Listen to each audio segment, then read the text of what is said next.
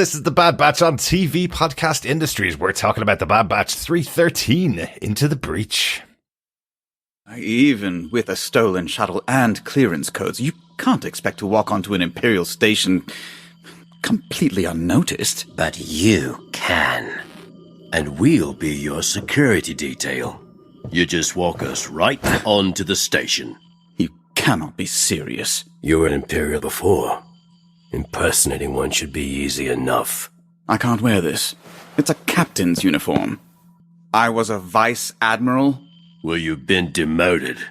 I hate clones.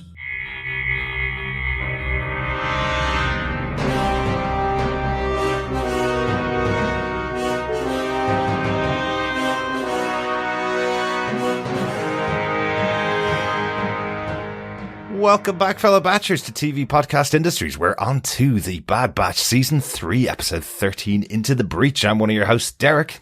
Hello there, fellow Batchers. I am one of your other hosts, John. And rounding out this trio of breachers, Bad Batch breachers, I'm Chris. Makes it sound as though I'm pregnant. Yeah, it really does. Yeah. Well, look, you are pregnant with the anticipation of the last 2 episodes of the Bad Batch ever. Yeah, something like that. Yeah.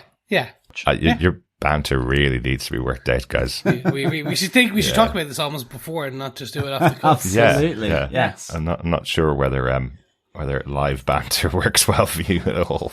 It's called vamping, Derek. It's called vamping. Roll with me. It's a and if. Yes, and. I'll ask if I need you to vamp, and that's only when I'm trying to look up something on the internet that I can't remember. So Yes, and I will do it with great applause. Terrible, Chris. Terrible. Right, maybe I should book you on some courses for some improv. But welcome back, fellow Batchers, to our third last episode of the Bad Batch ever. I don't know. Yeah. Every time I see like a tweet from Jennifer Corbett where she's going, "Oh, you're not ready for how it ends," and you're going, "Yeah, but there's only 2 more weeks. I'm not ready for just 2 more weeks of the Bad Batch." Like, I am not ready, and I am ready. If that yeah. And this is a very weird one in that I'm not ready because I don't want the journey to end. This episode felt almost like, no, come on, don't end, just keep going. Mm-hmm.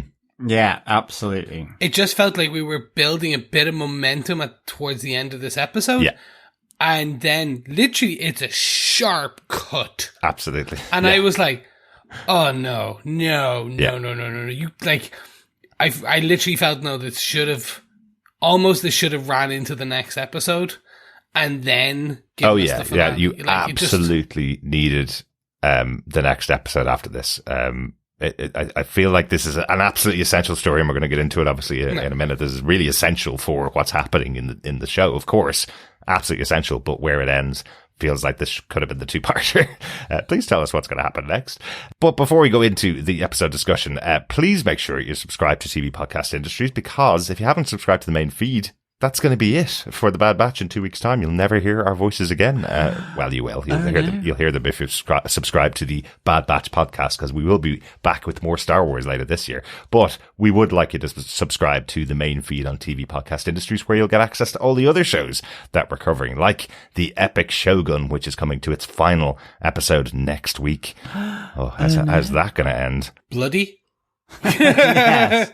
Not even too sure about that. The last couple of weeks have been pretty bloody. Well, that is true. Yeah. I guess I'm not asking for a prediction for what exactly is going to happen. They'll all put down their weapons and be friends. Could be. That could be the way it'll go.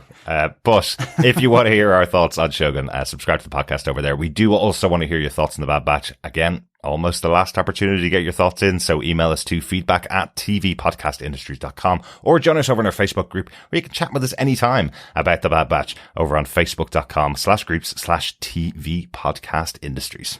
Give us your final thoughts of the Clone Force 99 from the beginning to now. Have they evolved? Have they changed? Are they the same old guys? Yeah, just let us know. We want to hear your thoughts. Absolutely. Let's get into our discussion about the Bad Batch 313, Into the Breach. The executive producer of the show, of course, are Brad Rau and Jennifer Corbett. This episode was written by Brad Rau, the creator and executive producer for the show, and directed by Saul Ruiz. Of course, the story editor for the series is Matt Michnovetz. John, do you want to tell us what they gave us with your synopsis for Into the Breach? Sure. Amiga is introduced to her fellow Project Necromancer test subjects, Eva, Jax, Sami, and Bayrn. She tells them that she has escaped from Tantiss before and plans to do so again, using a passage behind their cell walls. The Bad Batch and Rampart rendezvous with Echo and a stolen Imperial shuttle, which they use to infiltrate an Imperial relay station at Coruscant to find the coordinates for Tantiss. Unable to extract the information from the station's databanks, Echo decides to sneak aboard a science shuttle bound for Tantiss and disable its proximity sensors. This allows the others to dock on the vessel in their stolen shuttle just as it enters hyperspace. All action.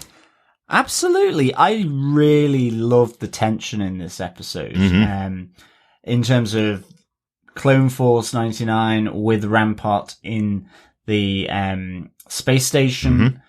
That sounded like something in Cluedo. It was Rampart, the Clone Force 99 in the space station. Exactly. And it just loved that. I loved the whole tension. Will Echo disable the proximity sensors? Won't Echo disable the proximity sensors? Will he be left behind? Yeah. Will they be left behind? Exactly. Yeah, really enjoyed the tension. Will somebody put a muffler on Rampart to stop him talking? No, not at all. I loved Rampart in this episode. Yeah. He's massively irritating, but great. Yeah, the most obnoxious, pompous Imperial ever. Absolutely. But really well done. And it was kind of just the flow of put downs from the Bad Batch, or Rampart was gloriously pompous in this. And I think also, the tension in the vault with Amiga as well. Really good. Yeah. So I love that. And there was some great music, great animation as well. Yes, there was. I do want to start there. The music in this episode is fantastic. Done by the Kiners again. There's 4 members of the same family that have worked on the music specifically for this season of Bad Batch, but they've all been involved in the Star Wars animated shows for the last couple of years. So, this was so cool. There's a real feeling of John Carpenter's movies from the 80s, the horror movies that he did, his type of music at the opening. It starts the instant the title comes up into the breach. The music changes completely, and we get that feeling of just that overwhelming sense of dread from the music. It sets up that moment where we're in with Amiga in the vault. Yeah. No, absolutely. I love that. That introduction with the music was great. And I think that the shot of Tantiss as you mount Tantiss is it's sort of like this music, and then it goes inside and you're in the cell part. Just really superbly done. There's another really good one of a complete overhead shot of Tantiss, or one of the mountains, where you have the inner and outer rings of it with the green. And I love that it reflects as well, the overhead shot in the vault of Amiga's plan, like the tables and the configuration of the vault. So really good. Yeah, really cool. Yeah. Really like those touches in this episode. Let's get into our blaster point number 1.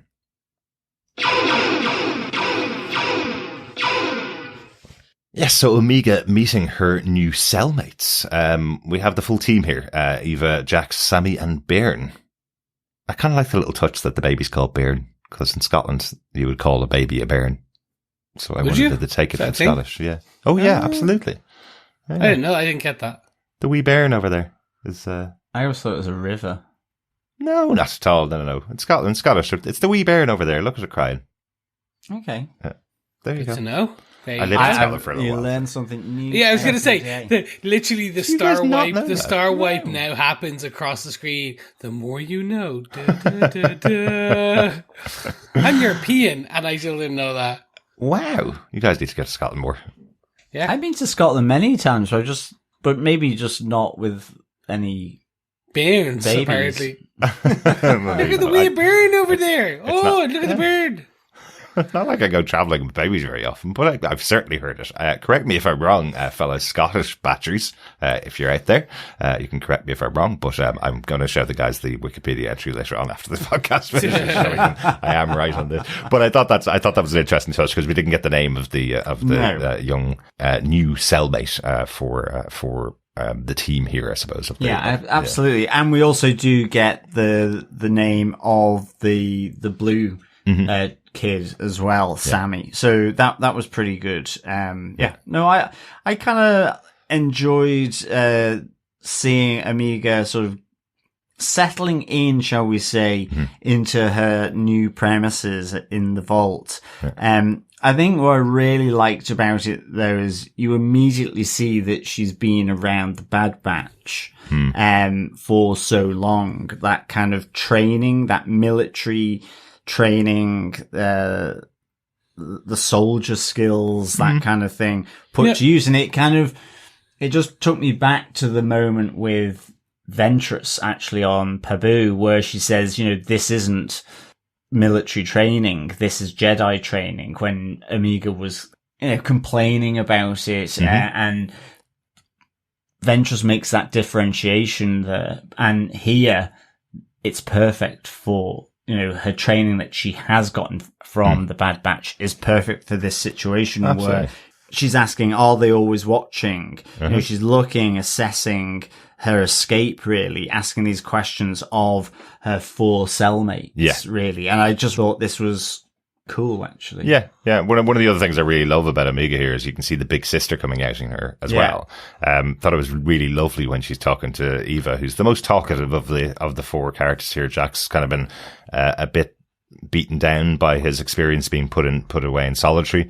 He's been very beaten down by that. Sami seems really quiet, doesn't want to interact just in case she gets punished for it. Bayrn obviously can't talk.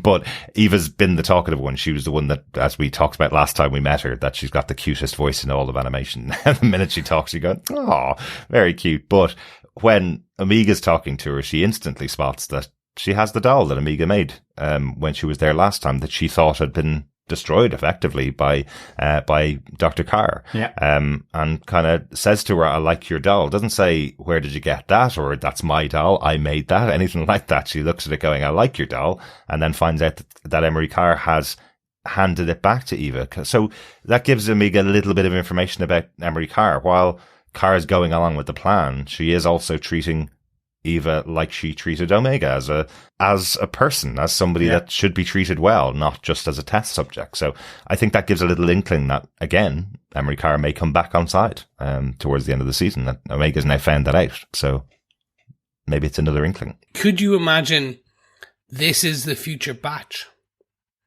Maybe, a ragtag group of potentially Force sensitive led by Omega.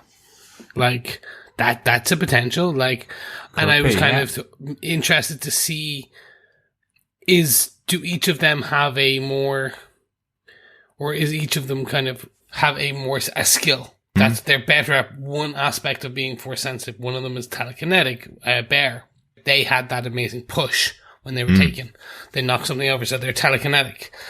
Could one of the others be X or Y? And then from that, you get to see Omega kind of building her own version of the Bad Batch. The Bad Batch of, this case, Vault Kids. Or as you say, Force sensitive kids, because we were talking about it last time, that none of these kids know where they're from, because when they're delivered to Tantiss, they may know the planet, but they may not be old enough to know where they're from. They may not remember how to get back home. So that's more to do with Bayrn, because they were taken from the planet before they could talk. So how the hell are you going to be able to find their way back? And Cad Bane never handed over the information of what planet they were taken from. So so the others may be similar, though. How do you find out how to get back from Tantiss to the planet they were taken from? So they may be like foundlings in the Mandalorian side of the Star Wars universe, that these are kids that have no history and can't get back to their history. So maybe that's the adventure that goes on after the Bad Batch finishes. Yeah. Like, that's if they survive. That's if they survive. Of course. If this gets really dark and emotional, I could see them potentially sacrificing some of the kids. Maybe. I mean, now this is terrible. I'm like, well, we've already lost one member of the batch. Yeah. If you really want to break, quote unquote, like Omega's spirit, what you could see is her losing these kids as they try and escape. Yeah. That could see her going after Hemlock. Like, that could what pushes her to like, because she's always the one that doesn't want to go, like, she wants to kind of solve things. She will shoot and fight her way, but she's a bit more, she wants to try and be, but this could see the darkening of her. Maybe 2 episodes left though, Chris. That's a lot left. to do, but that's That's the instantaneous push. When you kill kids, that's where you go, oh, go me. Instantly, as you were talking about in Star Wars history, all I was thinking of in my head was the dead Ewok in Return of the Jedi when I was like 8 years old watching that. And that's the thing that I came out of the cinema going, they killed the teddy bear.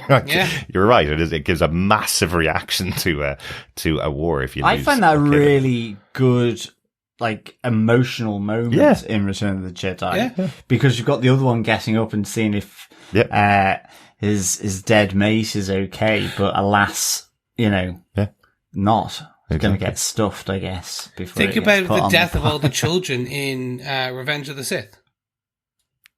Absolutely, the death of all the younglings, or the murder of all the younglings, where literally you see Anakin go in, and like we then saw it in The Mandalorian. Yeah, exactly. From a different angle. So it can go there. That sticks, and it will. I can see Star Wars doing that because they're like, there's precedent. Yeah. I know this is also a kid's show, but I just can't see them doing it in the next 2 episodes. If it was the hinge point of the season going into the last half of the season, I could see them maybe doing it.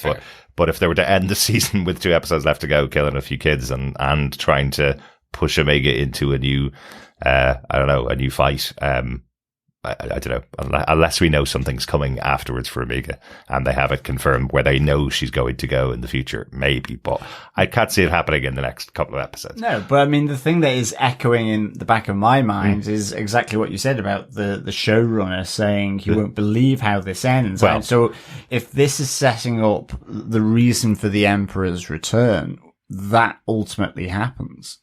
So some of this project carries on. Or it is saved. So it might ultimately be that Tantiss is destroyed or whatever. Yeah. But that...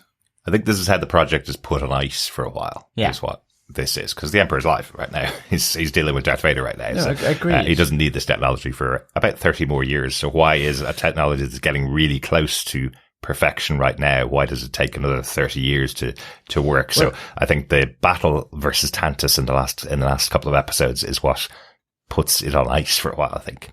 That's my theory. Let's wait and see. Yeah, exactly.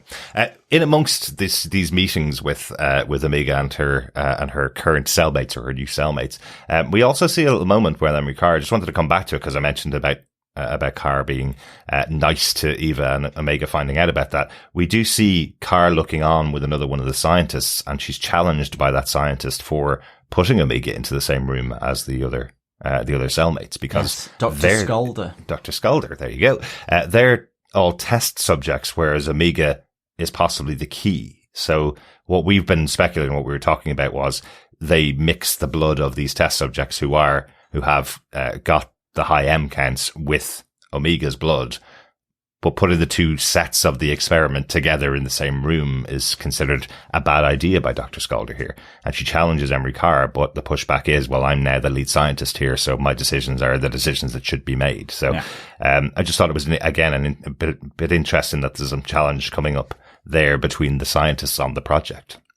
Well, I'm guessing that Dr. Skulder will feature when Omega's escape plan ultimately comes to fruition in some way, whether it's that she raises the alarm, she's the one that's had the suspicion, this is the one that could, be the competitive edge to push Emery Carr aside and to become the chief scientist, because she warned her about it.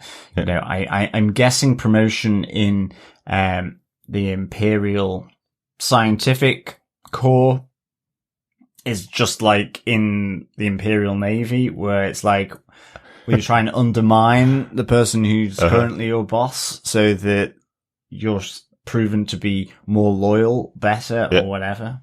Or it's just as easy as Emery Carr's was, which was look, I've worked here for ages. Can I not just have the lead scientist role on this project? Yeah, okay, we'll give you a go. But yeah, good to highlight it. I think we might see Dr. Sculder back in the future, as you say. Let's move on to blaster point number 2.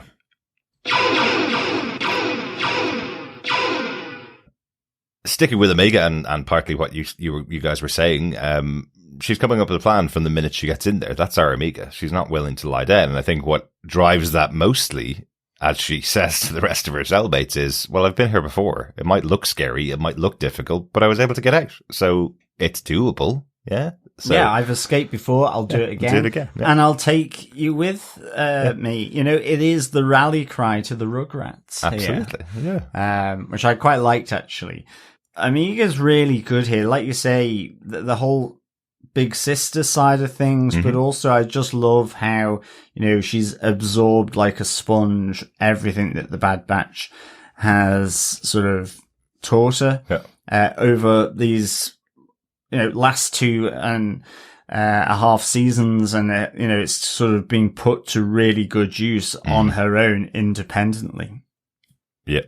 You know, and even just being sneaky about it in terms of taking the piece of equipment off Dr. Carr's kind of tray when she's coming in, taking the blood sample, as well as, you know, just sort of, as I say, rallying the troops of the Rugrats there in the vault. Absolutely. Personally, I found this so interesting because what I see here is they're building Omega to be this highly capable character who has the skill sets and training from the Bad Batch, some of the biggest, Clone Force 99, one of the biggest kind of guerrilla warfare style and kind of units in the world or in the galaxy far, far away, and a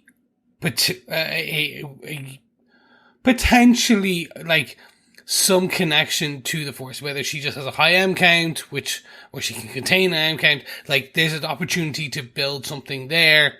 Like, I think she will continue on. I think they're showing that I say this now, they probably kill her off in the last episode. But I don't think so. But I think they're building Omega to be that character who could move forward, who could step out of Bad Batch and become the Boba Fett kind of thing, which was Boba Fett literally stepped out into the comic books and became his own thing. Like, he even got his own show. Like, I could see her getting maybe her own show because she is, be it animated or, do you know what you do? You do a live action. Yep. And it's a 6-episode mini where it's her learning more. It's her growing up 20 years in the future towards just after the Empire. Or much like what we saw from the Rebels in Ahsoka. I could see Omega, an older version of Omega, turning up in Ahsoka. Yes. Yeah, absolutely. Like, one of the things we've commented on a few times as Ahsoka's been sitting back and watching the Batch members and picking up some of their traits. We saw her specifically watch Hunter and learn some of his traits. When she spent more time with Crosshair, you see her sitting back and kind of, you know, take just little things like the toothpick that Crosshair always bites on. You see her biting on a toothpick while she's sitting beside Crosshair. So she's absorbing all of their traits. And if there's anyone in danger in the show, I don't think it's Omega. I don't think she's the one that's going to die. I think it is the end of the Bad Batch themselves, the rest of the team. And she comes out of it. And what we have in the future is Omega as a character calling back to things that we know from these characters, traits that Echo has, traits that Tech had, traits that Wrecker had and Hunter had, that are now feeding through Omega. And what you're seeing here while she's making this escape plan, as you said, John, is using those tricks, using that knowledge and becoming her own person and being really capable. And I will say, I was absolutely having flashbacks to the Andor series and Cassian Andor trying to escape from his prison, being there all on his own and making a plan with the rest of the inmates there to escape from the prison. So I could see that reflecting here in Omega's escape plan. Yeah. No, definitely. Yeah, definitely. But please stop saying that the Bad Batch are going to die. I know. I'm sorry. Otherwise, Omega might not be the hero. She might retire to the Outer Rim with PTSD or something like that. Yeah. Or just go into hiding, do an Obi-Wan Kenobi. Exactly. Yeah. You know? Yeah.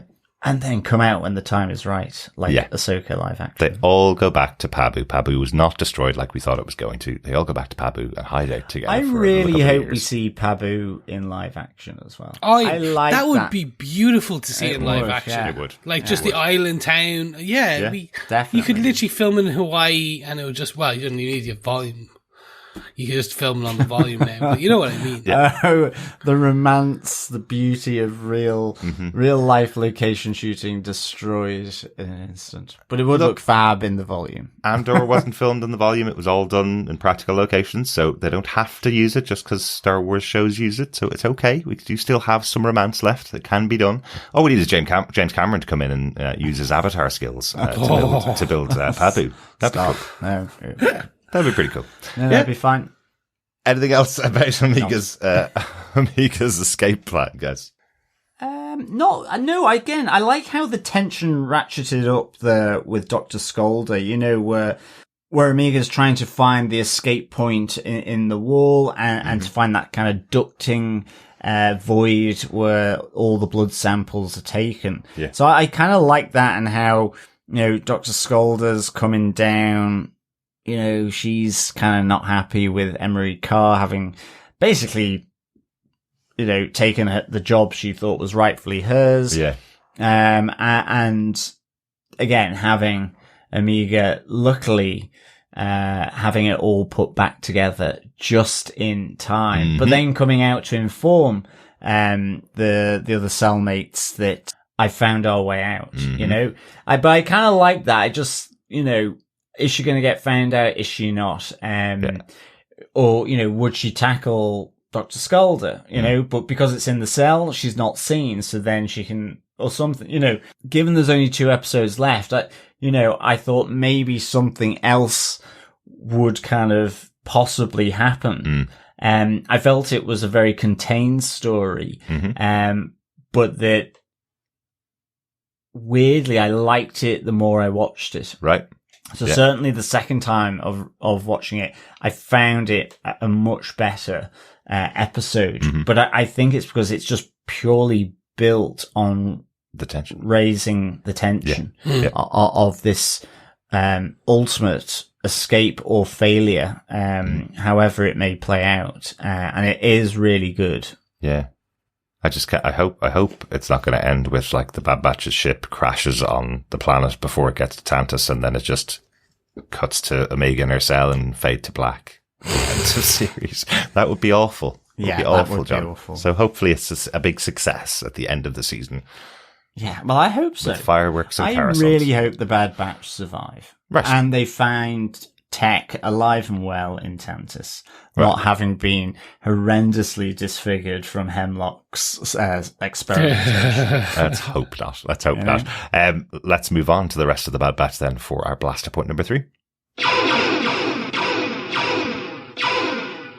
The rest of the episode really is the Bad Batch and Rampart. And I think actually we could probably do about 15 points about this section of the episode because there was so much good stuff in here. We mentioned Rampart earlier on. He is such a brat and such an annoyance on the Bad Batch, but so pompous, so arrogant, but they play it so well from that opening moment on what looks like Cloud City or another Cloud City in the galaxy. It does look a little like that, doesn't it? It looks kind of a bit desolate. Like maybe before Lando took it over and turned it into the party haven, that I'm sure he undoubtedly did. But maybe before he took it over and cleaned it up, let's say. Yeah.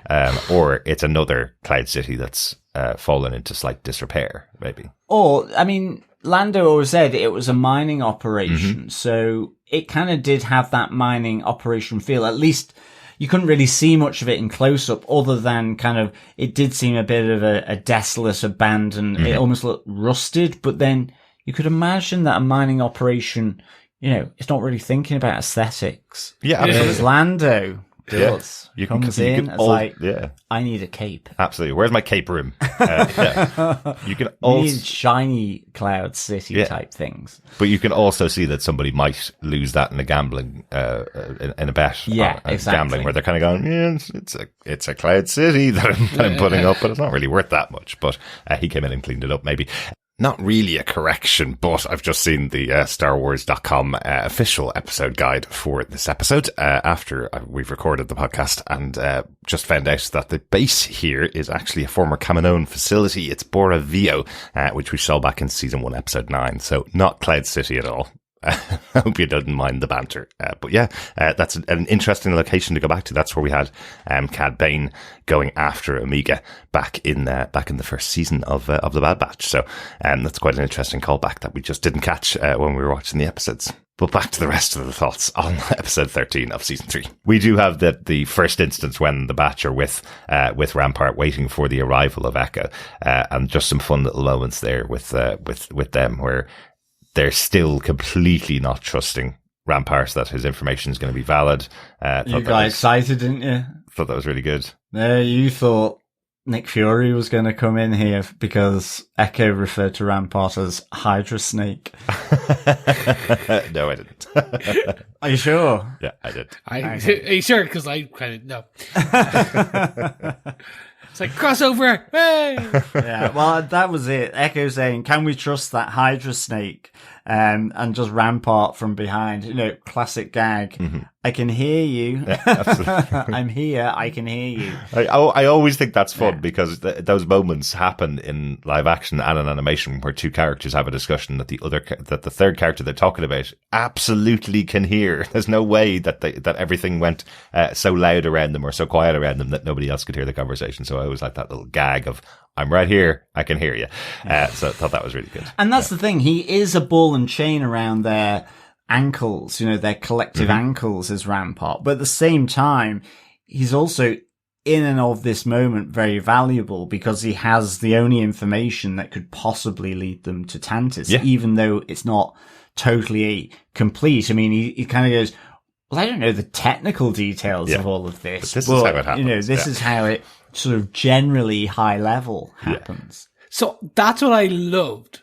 I loved that because, your boss's boss's boss doesn't know, how to code. They know, if we go to this place, we go there. He doesn't understand the details. And I was like, that is the most... It is the most realistic part of Star Wars ever. Absolutely. Where he's just like, I don't know the details. Absolutely. Like, perfect. Yeah. And it is given absolute life, that, isn't it? By the fact that they hand over an Imperial uniform for him to wear on Station 3 that's over Coruscant. And he says, well, I can't wear this. And you're like, well, is that because, maybe he's put on or lost a fair bit of weight in prison? He says, I can't wear this. This is a captain's uniform. I was a vice admiral. I mean, it's so deliciously pompous. Yeah.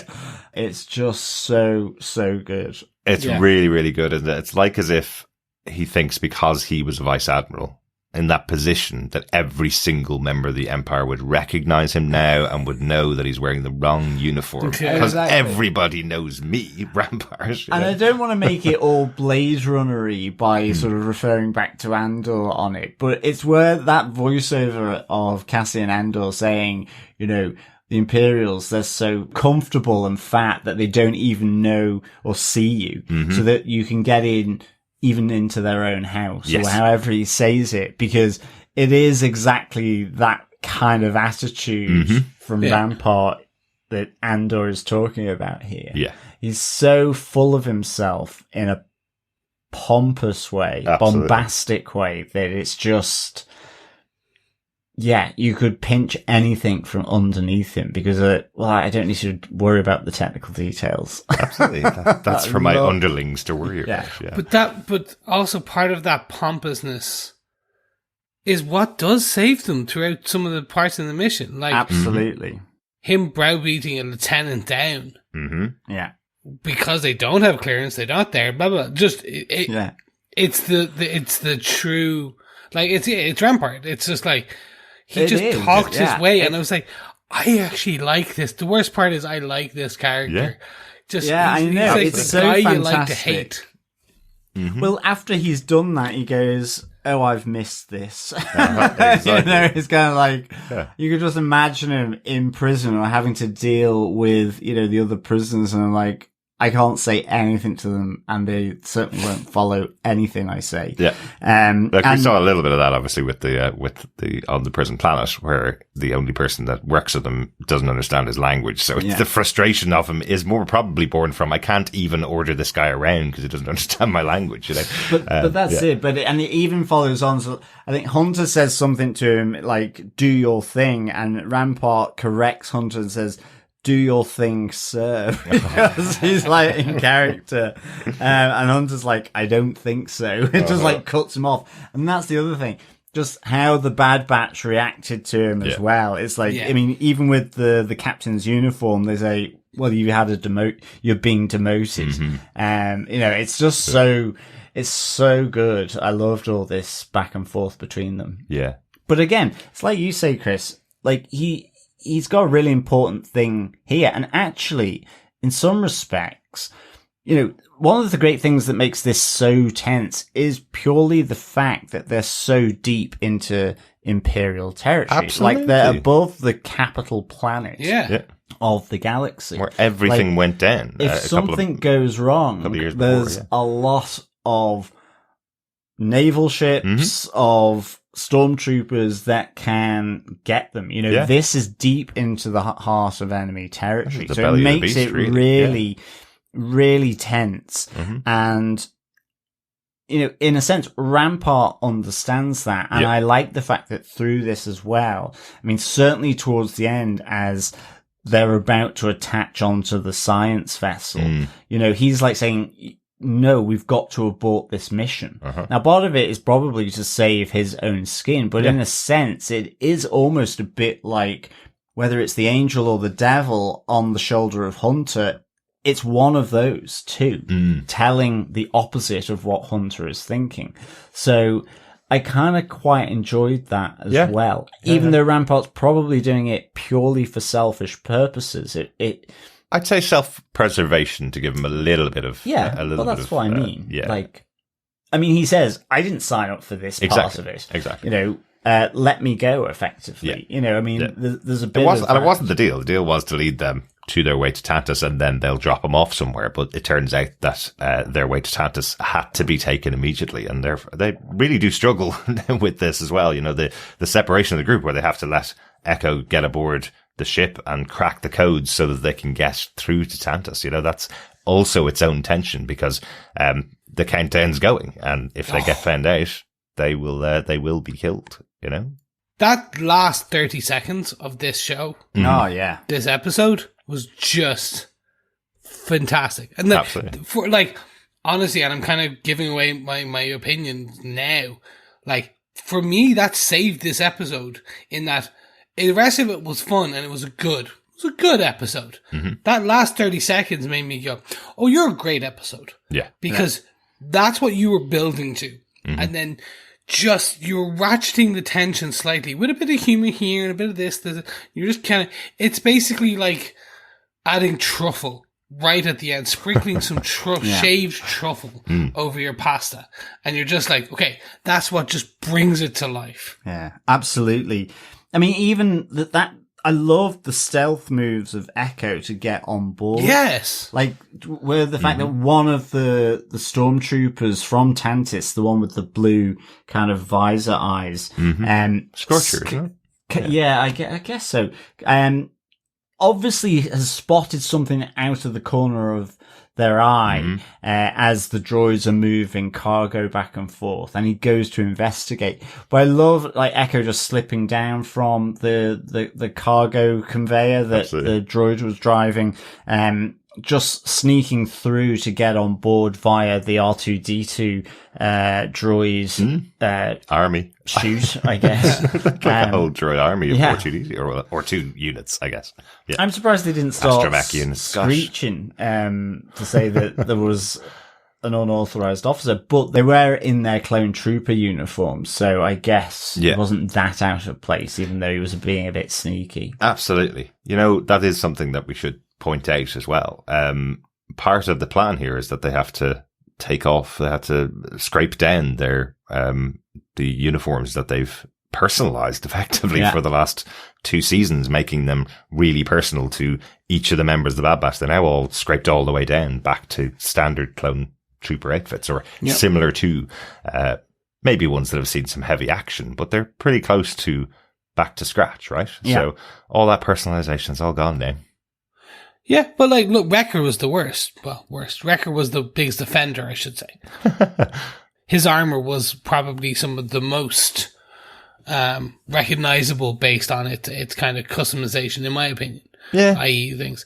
Yeah. I think all of them had good customization to reflect their individual character as well. And most of the clones that worked with Ahsoka over the years as well would have had their own personalization on their outfits, and just tearing that back to make them look like other clones. It's just a big moment, I think, is all. Yeah. For me, it's these little bits that are the ones that are kind of like building towards this finale. It's like they're taking away things, they're stripping away things to build it back up, I'm assuming. Hopefully. That's the kind of thing. It's just like, okay, you're taking away what makes the batch in certain ways. Very much, in my opinion, it's coming down to self-sacrifice. The team is self-sacrificing for Omega because they are self-sacrificing for the 5th member of, the proxy 5th. She was the 6th, now she's the 5th member of the batch. And I think that's the important thing, which is they're sacrificing everything. Some of the things that make them unique. Exactly. Well, that's it, because, I mean, at that moment where, they realize that they can't just hack the Navi computer aboard the station and get those coordinates, but that the coordinates, because of the secrecy of this base, actually get uplinked to the science vessel or any vessel that's departing for Tantiss once it's left the space dock. And then obviously they have to sort of go on the fly and get Echo to board that vessel so they can somehow attach themselves to it by getting rid of or disabling the proxy sensors. But, it's like, it is on the hoof now, and that's where you get Rampart, being totally unconvinced that this is the plan that he signed up to. And he says, we're all going to die. Whether that is a foreboding of what is to come on Tantiss for the Bad Batch, and maybe even Rampart, who knows? But, this is, as you say, that's the self-sacrifice here. That's the plan hasn't worked, but now it's a game of chance. And that's what makes that ending, as you say, Chris, so great. And it's also the cuts of going from the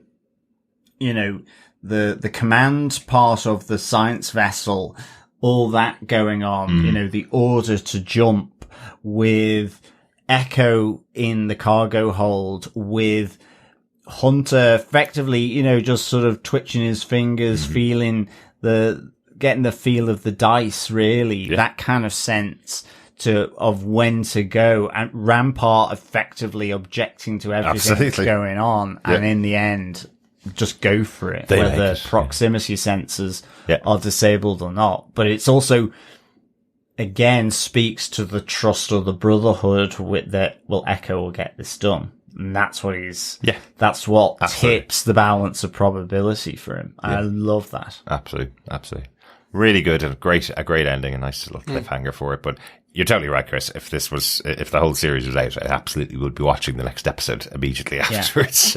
So I'm very much looking forward to next week's episode. Any final notes, any other thoughts that we have before we close out the episode of The Bad Batch? The only two things are, I mentioned about sort of some of the animation of Tantiss that I really liked. Equally, I loved it when they arrived to Coruscant and you have the space station number 3 over Coruscant. But there's also, as Hunter's piloting that shuttle out of the station, I just think there's a great scene of the shuttle swooping around the station towards the science vessel, and also then of that tilt happening in the cockpit of that shuttle with Hunter. It looked really, really good. Mm-hmm. You know, we've always said there's just moments of animation, punctuated through this Bad Batch that are just so cinematic. Absolutely. And it looked fantastic. Oh, it absolutely did. They're just nailing it with this season, and with all seasons of the Bad Batch, actually been really, really good to watch. So excellent stuff. So overall, Chris, what did you think of the Bad Batch season 3, episode 13, Into the Breach? So I kind of talked about this earlier.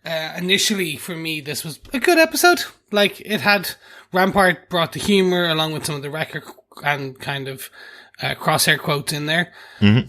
So it was good.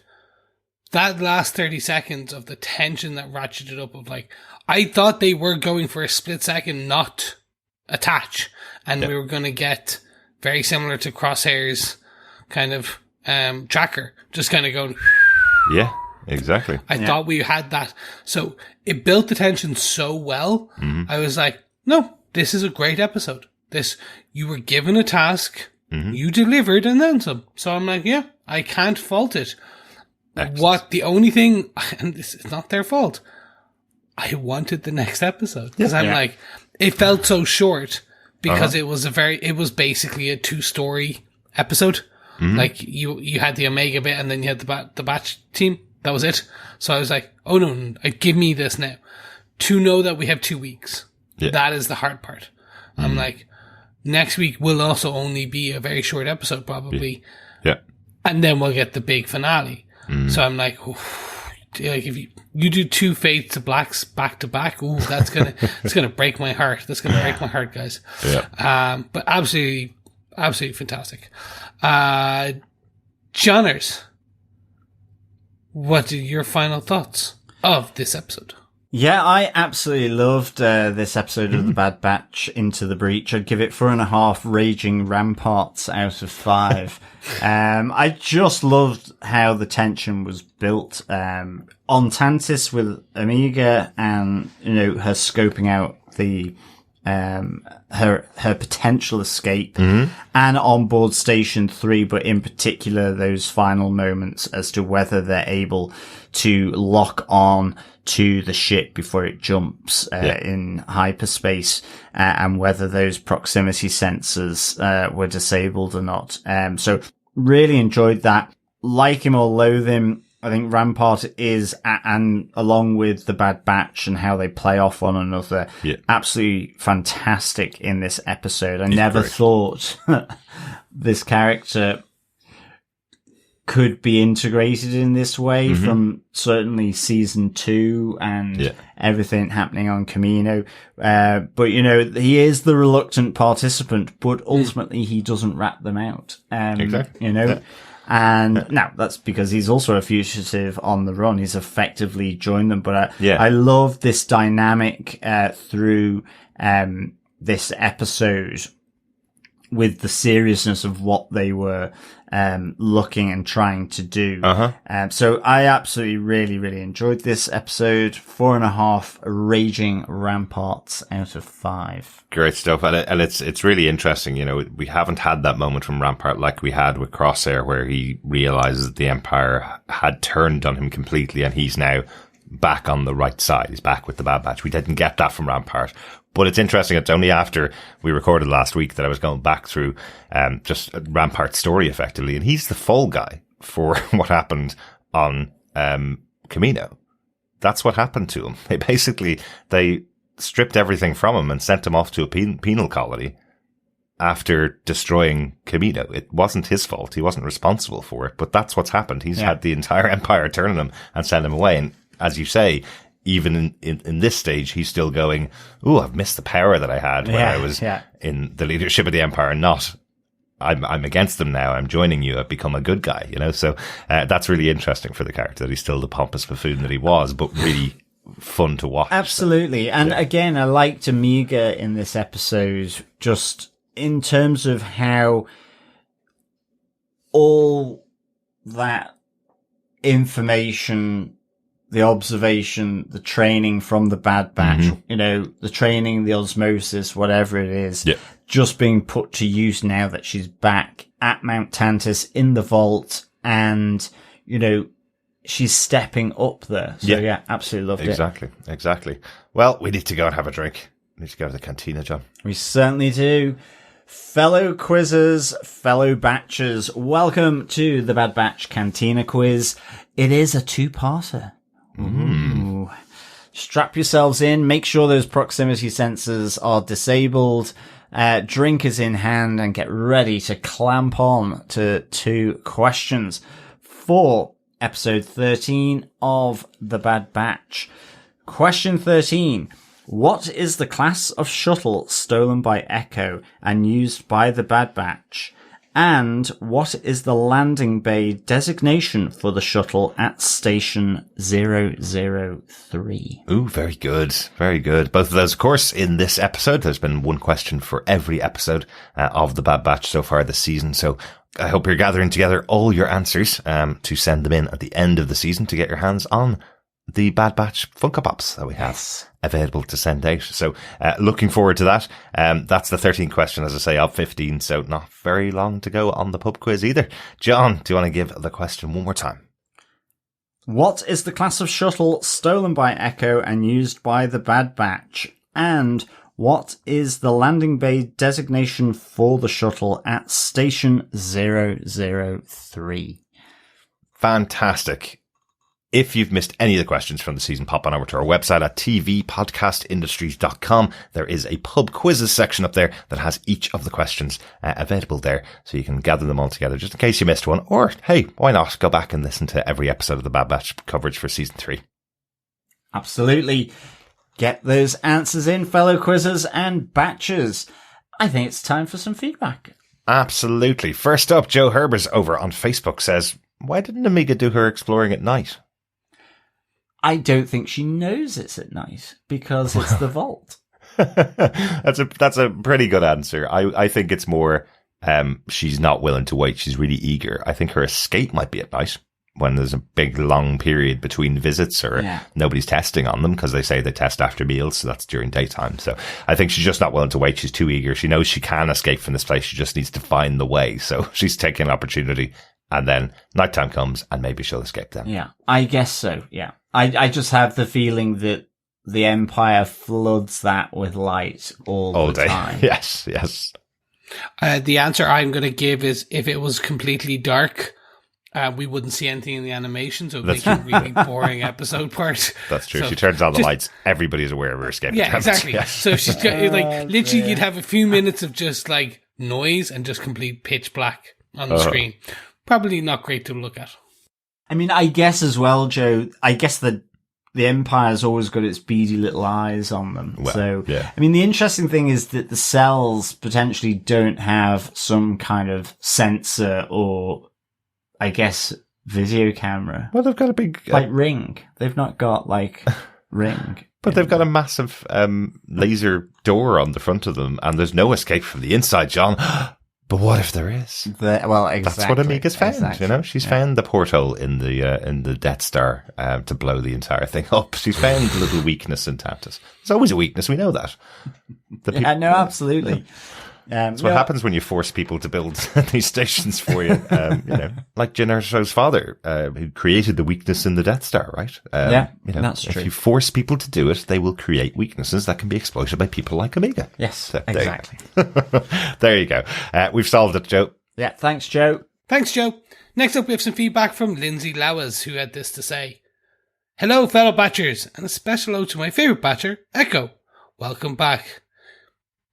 This episode had so many parallels to Andor of all things, and it just so happens both are my favourite. The Bad Batch for animation, Andor for live action. From Omega figuring out an escape and learning about her prison, similar to Cassian in Narkina 5, to the Bad Batch having faith for Echo to pull off his part, reminding me of the Aldhani heist. Yes, very good. This episode was deliciously tense. The only negative thing I have to say about it is, man, it ended too soon. Props to Rampart for keeping his side of the bargain, but who knows how he'll be like once they get back to Tantiss. Absolutely cheering, rooting for all the heroes to succeed, but the dread that the show has built up is hard to shake as well. Thanks for letting me ramble. I'm very eager to hear everyone else's thoughts, as always. Thanks, Lindsay. Yeah, I agree with you. Props to Rampart. We talked about, he's a fantastic addition to this show, and I loved most of what he was in. That being said, yeah, they're taking him to Tantiss. He could literally turn around and go, over here, and that kind of thing. And you're like, oh, okay, that's how it goes bad. You stay on the ship. I hope you don't get eaten by the native wildlife on Tantiss. Because, he doesn't have much skills when he's on a place where he's been before, and he can't do a covert op with them this time, right? So, absolutely, yeah. And Lindsay, yes, I absolutely loved your use of deliciously here in this, like myself. Too many people use it, I guess, as an adjective. Yeah. But I also, like you say, it was deliciously tense. And I think as well, what you hit upon as well is, and it's probably mainly through Tantiss and Hemlock, but the dread, like you say, that has been built up over this season is difficult to shake. And you do worry that they are flying or hyperspacing it into the jaws of the monster, rather than this being particularly sort of going to be a happy ending for some reason, or at least not for all of them. I mean, if only they could hyperspace them through the back of the monster's mouth and then through its brain, and then they would live. Well, yeah. I suppose that's the kind of thing with the Bad Batch this season. It's been that level of dread has been on us since we lost Tech, right?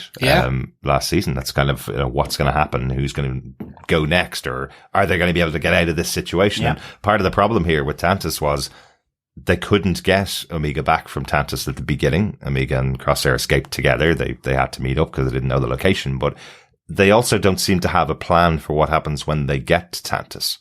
And it's a massive facility, and there's only 5 of them, right? So how are they breaking into Tantiss to get her out? It's kind of get us there, get us on the planet. We'll work our way out when we get there. Omega on the inside trying to work her way out. And they do have potentially, from Crosshair getting out, there is potentially a way in, but have the Empire sealed that from the last time they escaped. So, but it's going to be interesting to see what plan they come up with when they arrive at the impenetrable fortress that is Tantiss, that a little girl escaped from. As I say, these things are designed by people who don't like the Empire, it seems. Exactly. But brilliant stuff, Lindsay. As you say, really had those flashes to Andor as well. Those great scenes in Andor. So it's funny, isn't it? We made a casual comment that this show right at the beginning of this season that it's going to be the Andor for kids, and it seems like it's turning out that way as the season goes on, with all the amount of time spent in prisons and breakouts. Brilliant stuff. But thanks so much. Yeah, thanks, Lindsay. Thanks, Lindsay. And our last bit of feedback comes in from Dr. Bob Phillips, who says, it's good to know, if you say it with enough condescending ire and a posh English accent, that all security procedures or of even hyperstellar armies will crumble and rebel fighters can do their best. Really enjoying the Great Escape plan with dominoes and a knitting needle, and it was very generous of Omega not to reclaim the straw doll. More hints here that Emery might crack under the pressure of sheer cuteness, but I don't think she'll get out herself. Interesting, Dr. Bob. Yeah, seems like you're aligned with the idea that we could have Emery on the right side, aligning with the Bad Batch, but maybe she's the one that could be gone before the end of the season. Great stuff. Thanks, Dr. Bob. And thanks everyone for your feedback. If you want to send us feedback, you can email us to feedback@tvpodcastindustries.com or pop on over to our Facebook group at facebook.com/groups/tvpodcastindustries.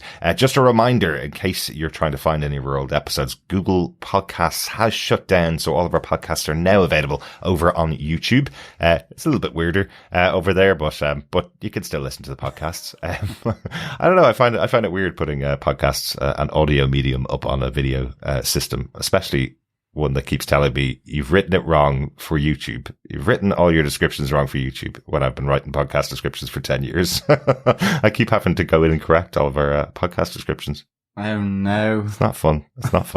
Well, computer, it's Skynet's telling you what to do now. Absolutely. Yeah, absolutely. Yep. Computer says no. Computer says no. We've decided that we're going to use YouTube for podcasts, but didn't make any changes to the YouTube functionality for doing it. So you've got to correct your way of doing things. But that's fine. At least it opens YouTube up and YouTube Music up for other people to listen to. That is true, actually. And we have been getting a lot of new bits of feedback on shows that we finished covering ages ago. It is hilarious. I've been getting, I got some feedback in. I'll tell Chris this because John knows and our listeners don't know this, but I was getting feedback in on shows like Penny Dreadful that we did a podcast on about 4 years ago going, I love this show. I'm so glad you're covering it. I've listened to your other podcasts. That's awesome. I love that. Yeah, absolutely. So really opening up the entire catalogue of TV podcast industries to a brand new audience. And I think we had something like 500 listens to the Shang-Chi movie podcast in 2 days this week out of nowhere, which we recorded again the weekend of release for Shang-Chi 3 years ago. So how many of those were bots? Well, that's the good thing. It tells you all the stats of the actual listenership for the shows. So I'm not talking about the actual impressions because there's about 3,000 of those. The old Google bots. A lot of listeners, which is great. Thank you to all our new listeners.